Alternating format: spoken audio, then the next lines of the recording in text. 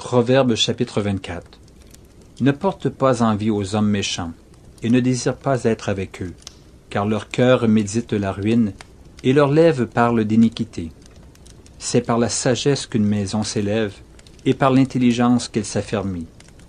C'est par la science que les chambres se remplissent de tous les biens précieux et agréables. Un homme sage est plein de force, et celui qui a de la science affermit sa vigueur.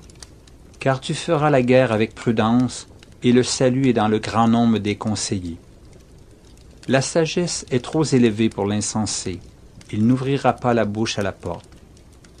Celui qui médite de faire le mal s'appelle un homme plein de malice.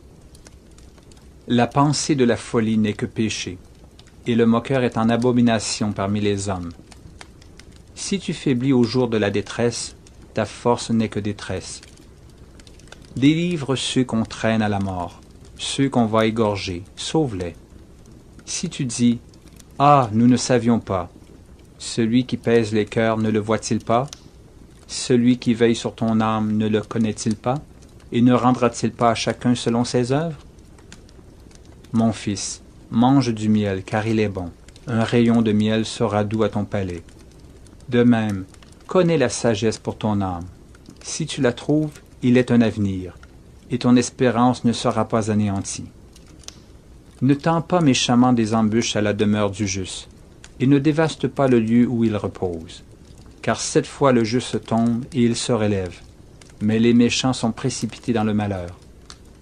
Ne te réjouis pas de la chute de ton ennemi, et que ton cœur ne soit pas dans l'allégresse quand il chancelle, de peur que l'Éternel ne le voie, que cela ne lui déplaise, et qu'il ne détourne de lui sa colère. Ne t'irrite pas à cause de ceux qui font le mal, ne porte pas envie aux méchants.